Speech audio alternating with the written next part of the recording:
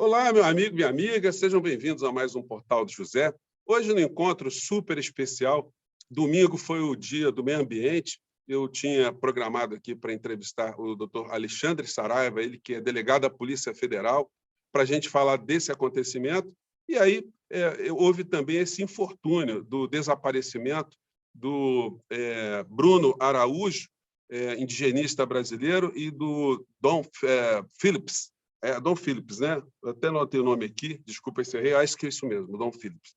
E aí a gente vai discutir esses temas todos aqui, algumas coisas relacionadas ao meio ambiente, enfim, muitas histórias aqui que eu quero abordar aqui com o doutor Alexandre. Então, Alexandre, muito obrigado por ter aceitado o nosso convite aqui para bater esse papo.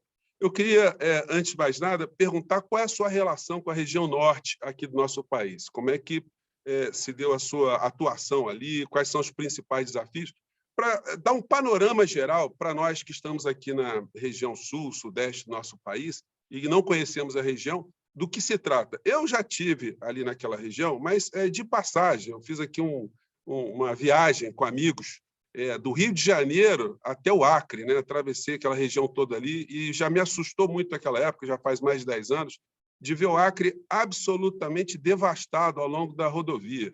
Eu fiquei muito impressionado com o que eu vi por ali.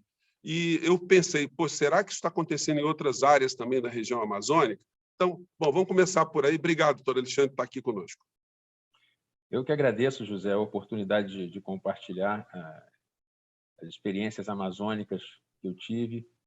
Bom dia a todos que estão assistindo.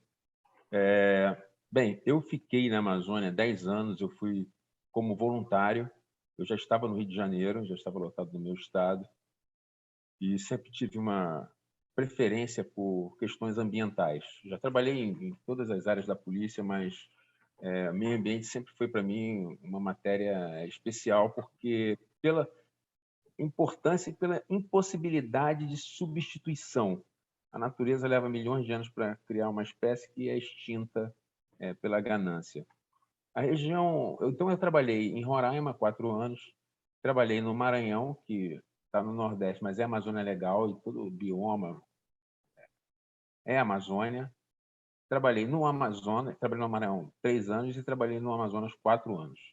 E atuei no Pará também, em Rondônia, em operações. Então, assim, eu acho que eu consegui ter uma visão geral muito boa. E eu saí aqui do Rio de Janeiro com a visão do Sudeste de Amazônia, né? E quando a gente chega lá, a gente leva um choque de realidade, que as coisas não são bem assim. Por exemplo, 100 quilômetros no Rio de Janeiro não é a mesma coisa que 100 quilômetros na Amazônia. Então, assim, parece que é 100 quilômetros, mas 100 quilômetros é rio, ou então de um avião pequeno, barco, enfim. O que eu vejo, e para resumir bem o que acontece em poucas palavras, é a ausência do Estado, a ausência praticamente absoluta do Estado e uma organização criminosa que domina, que parasita os órgãos estaduais e com tentáculos nos órgãos federais também. Então, nós temos a Amazônia hoje, sem exagero, na mão, sob comando de uma organização criminosa que explora ouro, que explora madeira, que é envolvida com tráfico de drogas, porque uma organização criminosa, ela vai onde tem dinheiro. Então, às vezes, um crime que parece que a sociedade entende como inofensivo, por exemplo, o jogo do bicho. Olha os problemas que nós tivemos com o jogo do bicho, que parece uma coisa inocente, né? Então, essa organização é muito poderosa, é coisa de bilhões de dólares. O preço da madeira no mercado internacional subiu muito por causa do colapso da produção do Sudeste Asiático. Então, isso fez mudar a dinâmica da exploração da Amazônia. Hoje, o grande motor da destruição da Amazônia é a madeira. Depois vem o gado, depois vem a soja. Poderia vir um shopping center, mas o que financia tudo, o mote inicial, é a extração ilegal da madeira. Uhum. E no governo Bolsonaro, qual era a sua expectativa quando ele se elegeu em relação à questão de combate ao crime, que foi sempre o discurso, né? Que combater corrupção, combater as coisas erradas, enfim. Qual foi a sua experiência? Houve alguma diferença ou simplesmente aquilo que já estava ruim, que já vinha desde dos governos, do governo Temer especificamente? Porque a ideia que nós temos é que nos governos anteriores houve uma atenção maior em relação à questão ambiental. Qual é a sua visão dessa passagem de governos até chegarmos ao Bolsonaro? Olha, o governo Bolsonaro, os governos anteriores, os governos à esquerda, existia vontade política de resolver o problema da Amazônia, mas, infelizmente, naquela época não existiam tecnologias que hoje estão disponíveis. Por exemplo, nanosatélites, que dão imagens diárias da Amazônia o dia inteiro. Então, isso faz toda a diferença e não existia na época. Mesmo assim, houve uma redução, pegou em 27 mil quilômetros quadrados e se chegou a 4.500, uma redução imensa.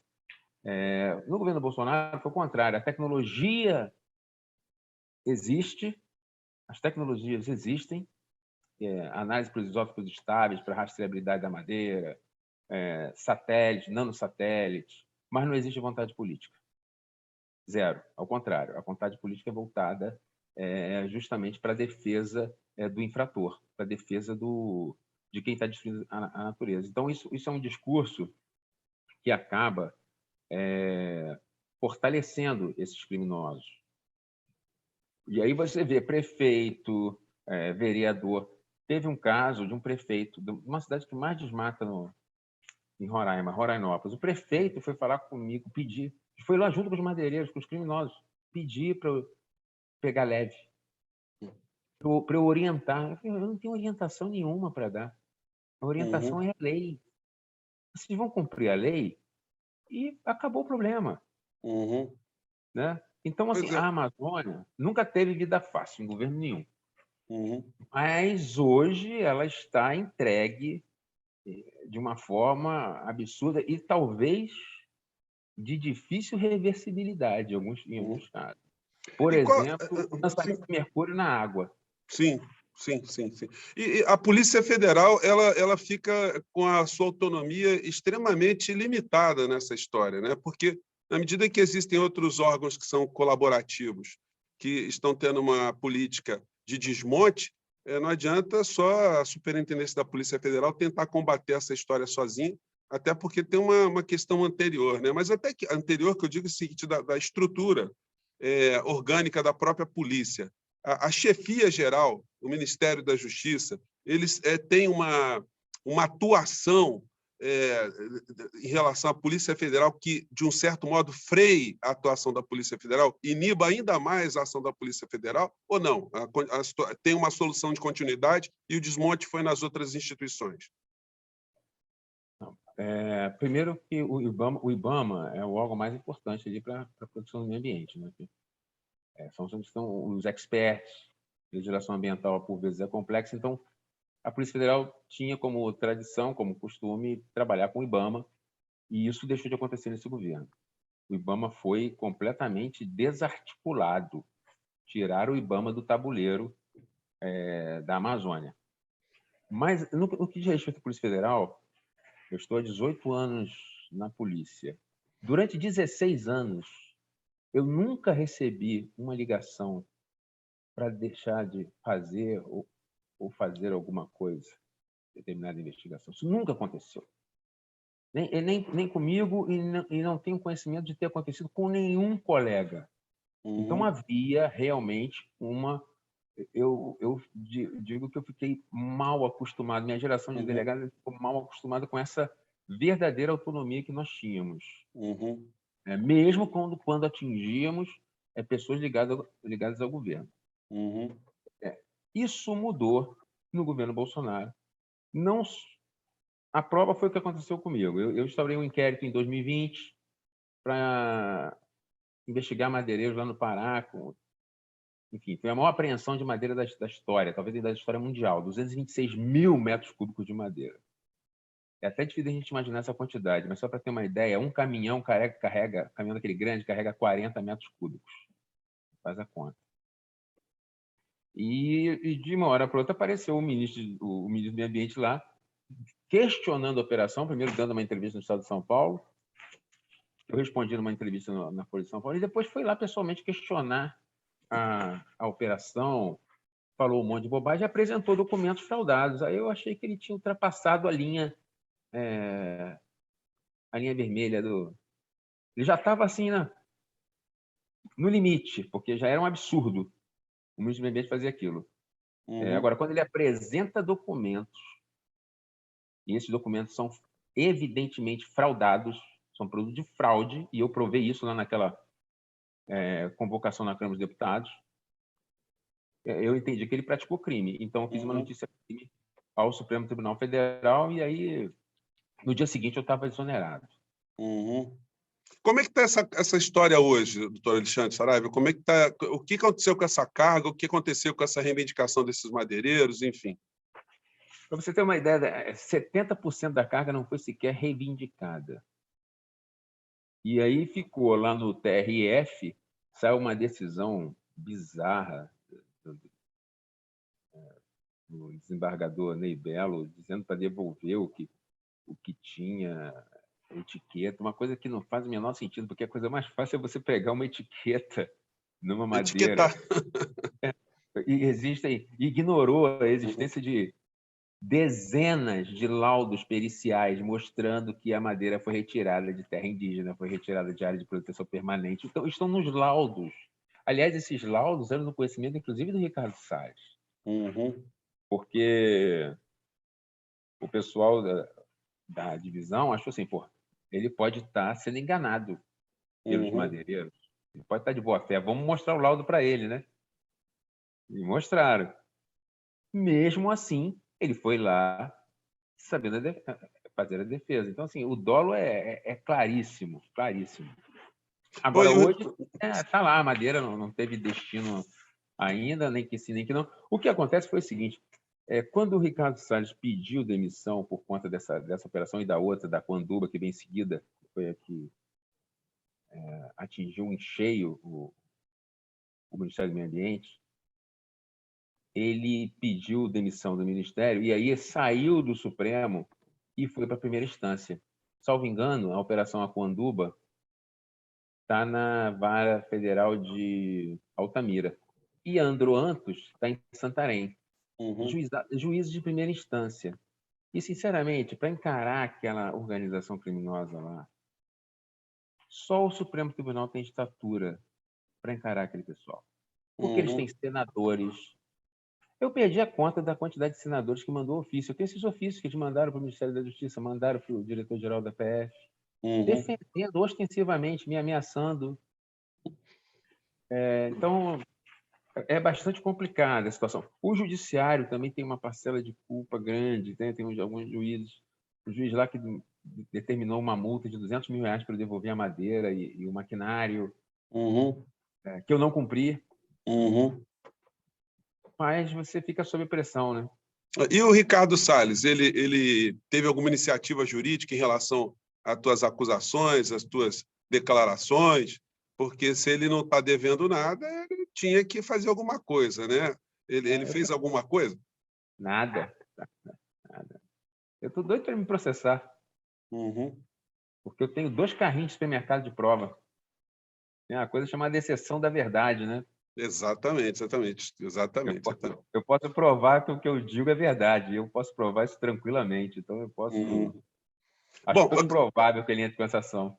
Bom, eu quero tocar em outros assuntos também, porque algumas semanas atrás a gente teve a visita do Elon Musk aqui no Brasil. Teve essa situação estranha do presidente da República se deslocar da sede do governo para se encontrar com o bilionário, né? Que seria uma espécie de benemérito para a região amazônica. O que tem de fato, de verdade nisso aí? Qual é a tua percepção sobre esse tipo de interesse, né? Desse bilionário nessa área nossa? Nós, de fato, precisamos mesmo do apoio de um particular para ajudar a gente na Amazônia? Olha, primeiro, o que se disse é que eu vi uma declaração do presidente Bolsonaro que ia mostrar a verdade sobre o que está acontecendo na Amazônia. Na verdade, o INPE já tem imagens de alta resolução e que mostram a verdade sobre a Amazônia. E houve uma contratação de uma outra empresa também que faz um monitoramento mais de resolução temporal, que também já mostra. Eu não vejo problema na contratação de uma empresa privada que tenha um serviço específico que o governo precisa, enquanto a gente não desenvolve o nosso, né? A gente precisa de um carro, a gente aluga um carro às vezes, né? Enquanto não compra o nosso. Isso é aceitável. Agora, existe uma coisa chamada licitação. Né? Existe uma coisa chamada licitação. Inclusive, para telecomunicações, existe uma legislação específica, não me lembro o número de cabeça, mas tem uma legislação específica sobre a contratação de serviços de telecomunicações. E a minha experiência pessoal, eu, quando fui superintendente do Amazonas, nós contratamos da Embratel 4 equipamentos de comunicação satelital que funcionavam muito bem. Então, a Embratel, pelo que me parece, tem essa expertise, tem essa possibilidade. Porque, mas é da empresa do Elon Musk é melhor ou pior. Isso aí são técnicos que têm que analisar isso. Pode ser o caso de inegibilidade. Mesmo quando é inegibilidade de licitação, é preciso um processo administrativo demonstrando isso. O que não se pode é o chefe do executivo, antes de qualquer procedimento, dizer que vai contratar aquela empresa. Isso é um direcionamento, no mínimo, inoportuno, né?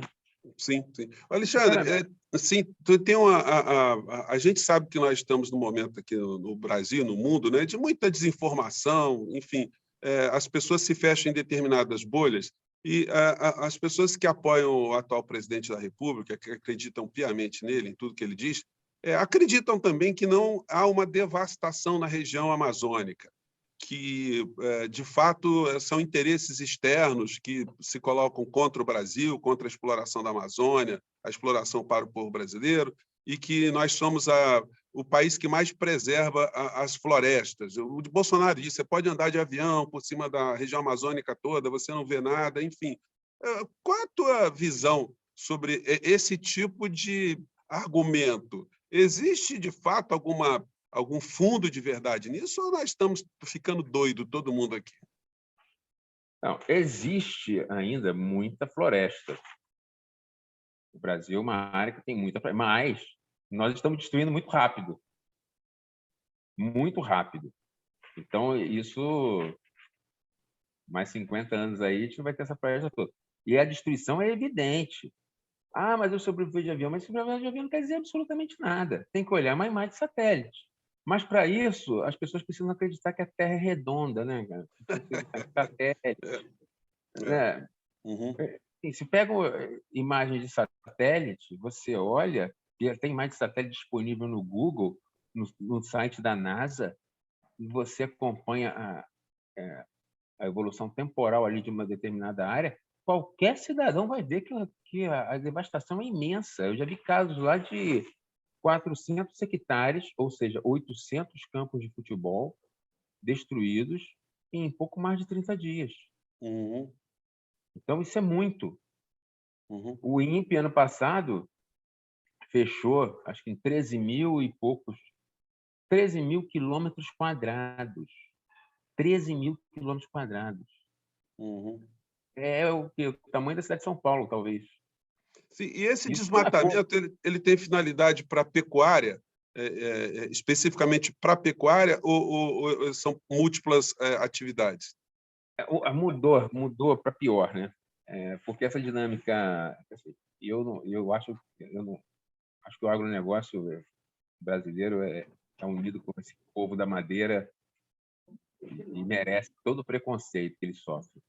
Mas a dinâmica mudou. Antes era década de 80, 90, desmatamento pecuária, desmatamento soja, desmatamento... Agora é o seguinte, a madeira está valendo tanto que é madeira, tirou a madeira aqui, aí cerca aquela terra grila, corte raso, passa para um outro pedaço, tira a madeira, aí bota ali meia dúzia de cabeças de gado só para fundamentar, para Legitimar, né? Para dar um aspecto. Dar algum aspecto de propriedade naquilo ali, mas a agropecuária não é uma atividade econômica relevante. E isso aí eu falo com base nos dados do IBGE. Você pegar os dados do IBGE de 2014 para cá, da produção agropecuária na Amazônia legal, você vai ver que o gráfico é assim, 6%. Você pega o desmatamento, está 90% de aumento. Então, assim, tem um gap, que é a madeira. Óbvio que é a madeira, né? Mas a grande jogada que eles fazem depois, nessa terra grilada, pega essa terra, dá em garantia um empréstimo bancário, rural. Não paga. Dizendo que vai plantar, não planta. Não paga. Na pior das hipóteses, ele perde uma terra que nunca foi dele. Bom, eu quero chegar agora no garimpo. Mas pode ser melhor ainda. Ele pode pegar seguro, o Proagro, que é uma seguradora que tem 30%, 40% de sinistro. Já viu alguma seguradora sobreviver com 30%, 40% de sinistro? É verdade, verdade, verdade. Então, assim, e aí, sim, dá para imaginar todo tipo de tráfico de influência político para se conseguir empréstimo para essas pessoas, enfim. Num governo que a gente tem acusações de rachadinha na família presidencial, ninguém se sente, de fato, muito estimulado a ser diferente, né? no âmbito dos apoiadores políticos, né? Essa era a pergunta que a gente fazia, porque eu caí, aí depois caiu o Perazzoni, lá da outra operação, depois caiu o Rubens, que era o Demate, depois caiu o chefe do Perazzoni, aí a gente ficou perguntando assim, pô, em que a gente esbarrou numa operação de meio ambiente? Os caras estão fazendo uma operação de guerra para tirar todo mundo. Pô, você entende de combate ao crime ambiental? Eu entendo, então sai fora aqui, no seu lugar não é aqui não, vai para outro canto. Sim. Alexandre Saraiva, na questão do garimpo ilegal, é possível fazer um combate frontal ao garimpo? Há também o argumento que nós temos muitas pessoas pobres, muitas pessoas que foram buscar ali uma sobrevivência, enfim, acaba virando um ambiente da terra de ninguém. Como é possível, ou se é possível, combater esse tipo de esquema, pelo menos no garimpo ilegal, para depois se ter algum tipo de política, alguma coisa mais racional? Ou não tem jeito? A gente tem que... Claro que tem jeito, claro que tem jeito. Claro que tem jeito. Primeiro, não são pessoas pobres que estão ali explorando o ouro, tá? As pessoas pobres que estão ali são mão de obra barata em condição análoga de escravo. Primeiro ponto. São massa de manobra, são pessoas que eles usam para fazer protesto, são pessoas que, quando a gente pega o fio de cabelo para fazer análise de mercúrio, estão contaminadas até a alma. Vão ter sérios problemas de saúde. Esse ouro é explorado por grandes políticos, grandes empresários, porque uma draga daquela que coloca lá custa R$100 mil. Então, isso é lenda. Como destruir? Tive a oportunidade de trabalhar em 2 operações que foram bem-sucedidas. A última foi a Corubo, no Vale do Javari, em que até o Bruno, que está desaparecido... Bruno Araújo, sim. A desaparecer, que nos ajudou, que foi o seguinte: monitoramos as balsas pelo satélite, a gente viu onde estão as balsas, e chegamos, o Bruno tinha conhecimento, nos ajudou demais, chegamos cercando tudo e explodimos todas as balsas. Foram 60 balsas, Operação Corubo. Funcionou. Qual foi a minha sugestão na época para a Direção-Geral da Polícia? 2 helicópteros, 60 homens, e a gente acaba com o garimpo. A gente cria um time que é o seguinte: detectada a balsa, em até 15 dias ela tem que estar no fundo do rio. Acaba. Acaba. É uma questão de vontade. Na criminologia, uma das causas do crime, o que é? Ausência de guardião. Né? É preciso mostrar que tem um guardião. O guardião não precisa ser um policial, pode ser um satélite, pode ser um vante. E, pelo que se tira de ouro, isso é um investimento baratíssimo. 12 helicópteros, 60 homens. Mas você não vai conseguir pegar todas as balsas?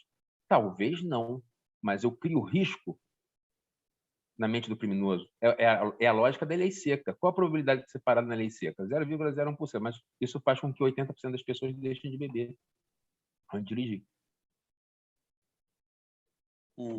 Bom, tem uma outra questão também, que, enfim, isso aí é desde da época da arte da guerra, né? Você cerca o inimigo, você sufoca o inimigo, ele não tem como sobreviver, ele vai ter que acabar se entregando, né? É mais ou menos isso. Foi o que a gente viu na terra Yanomami, chamada Chamara, que aí nós vimos que a logística do garimpo era baseada em aviões e embarcações. Os aviões, nós apreendemos todos os aviões, foram 14 aviões, ficaram na frente da superintendência, parecia a Força Aérea. Pedimos a suspensão do brevet dos pilotos e passamos um correntão no Rio Arariquara. Botamos uma base pequenininha ali com servidores da Polícia Federal, FUNAI, IBAMA e até Exército. Zerou. 3 meses depois, já tinha garimpeiro saindo a pé dentro da terra Yanomami. Isso é difícil de fazer? Claro que não. Isso é fácil. Não se faz porque não se quer. Não se faz porque aquele ouro está molhando a mão de muita gente.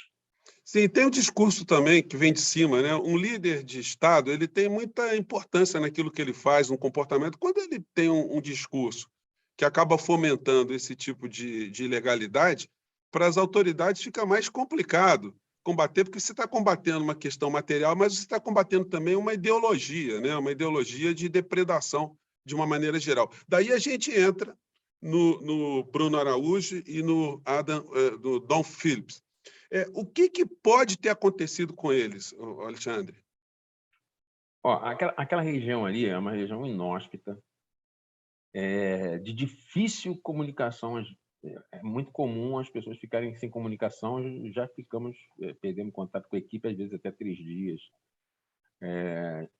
E aqueles furos nos rios, às vezes as pessoas se perdem. Então, uma possibilidade, que é que eu torço, é que eles tenham se perdido. Né, e que sejam encontrados. Outra possibilidade, de vez em quando, uma embarcação pequena daquela encontra um tronco submerso, bate naquilo e... É o naufrágio. É o naufrágio. Né? E outra, infelizmente, que é a pior de todas, mas que não deve de forma alguma ser descartada, é que eles tenham sido vítimas de algum ataque por parte dos criminosos que dominam ali a área. Tem garimpeiro, madeireiro, tem tudo de traficante, tudo de ruim tem ali. E eles estavam em 2, né? É pouca gente para uma... porque se um se machuca, o outro como que faz? Pilota, né? Então, assim, se arriscaram um pouco. Né? Sim, quando eu soube da notícia, a primeira ideia que eu tinha é que eles tivessem se perdido por dentro da mata. Mas e depois eu vi que foi uma situação totalmente diferente. Eles desapareceram porque estavam numa embarcação, que é uma coisa mais, enfim... Não, mas ali tem aquele negócio dos furos dos rios, né? É um labirinto. O afluente do afluente do afluente, e que às vezes de um ano para o outro muda. Então, já houve aí diversos casos de pessoas que, mesmo conhecendo, se perderam. Sim. Bom, eu quero tocar agora na questão indígena também, que você teve muito contato lá na região também. Nós aqui temos uma imagem que merece muita informação ainda, a gente precisa estudar muito mais esse assunto. Mas qual é a expectativa? O indígena, ele quer ter um contato com a civilização, ele quer se aculturar, ou é um exagero se falar em proteção das tribos indígenas, dessas civilizações? Qual é a tua vivência local desse tipo de situação? Bom, vou te contar a primeira experiência que eu tive.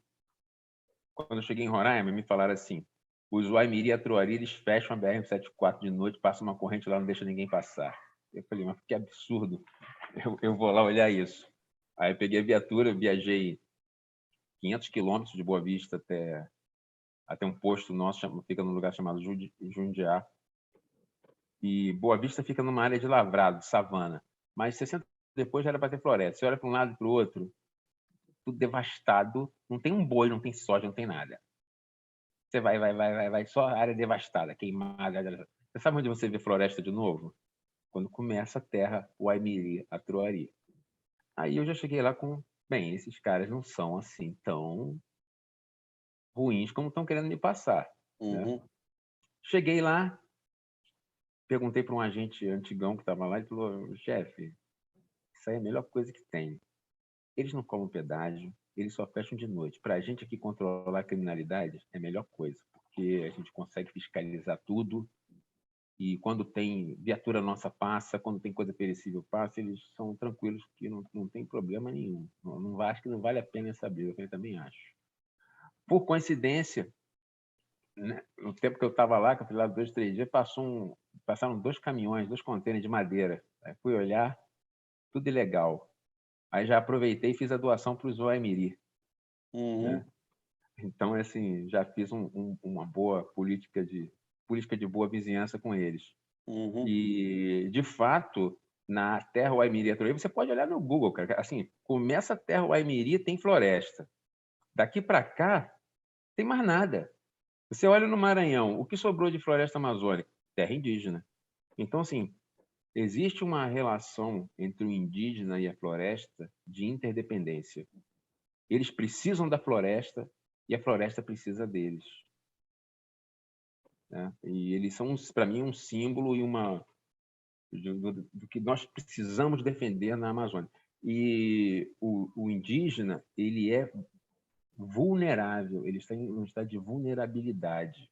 As pessoas gostam de pegar um caso ou outro de um indígena já aculturado para dizer, para falar, cara, o indígena é em 99% vulnerável. Eu já fui em aldeias Yanomamis, sabe? São pessoas que precisam de apoio do Estado. Agora, eu sou a favor que eles tenham, respeitando a cultura deles, que é riquíssima, mas acho que eles deveriam ter acesso para aprender a língua portuguesa, para aprender matemática, para que eles possam se defender, defender os interesses deles,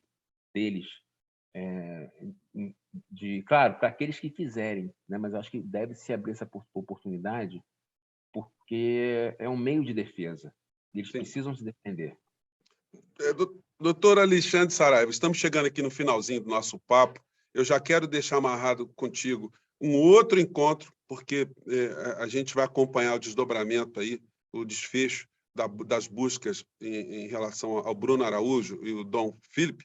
E temos outras coisas. Eu quero falar de demarcação de terras indígenas, quero falar de igrejas evangélicas na região norte, missionários, ONGs, enfim. Se a gente agarrasse aqui na prosa, eu acho que a gente ia...